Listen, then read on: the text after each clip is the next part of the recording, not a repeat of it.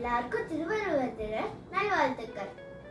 ஈதல் இசைப்பட வாழ்தல் அதுவல்லது ஊதியம் இல்லை உயிருக்கு. என்ன இந்த குறளுக்கு பொருள் சொல்ல போறேன்னு நினைக்கிறீங்களா? இல்ல, இதுல வர ஈதல் என்ற சொல்லுக்கு மட்டும் விளக்கம் தர போறேன்.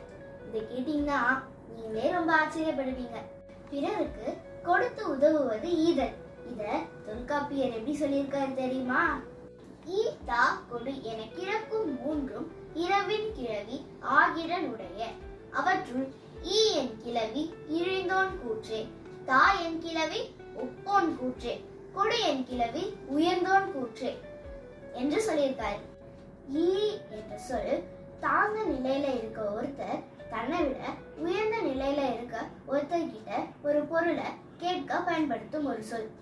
தா என்ற சொல் தனக்கு சமமா இருக்கிற ஒருத்தர்கிட்ட ஒரு பொருளை பெற பயன்படுத்துற ஒரு சொல். இதுக்கு உதாரணம், நான் என் கிளாஸ்மேட் கிட்ட புக்கு தா என்று கேட்கிறது.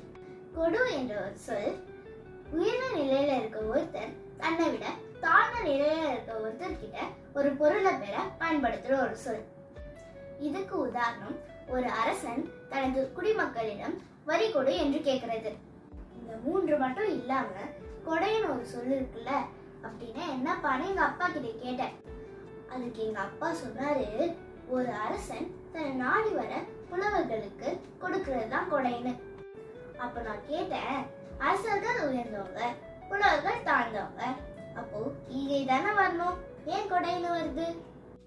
அதுக்கு எங்க அப்பா சொன்ன விளக்கம் சிறப்பா இருந்துச்சு, எனக்கு ரொம்ப பிடிச்சிருந்துச்சு. என்ன சொன்னாங்க தெரியுமா? கொடைக்கு வேர் சொல் கொடு.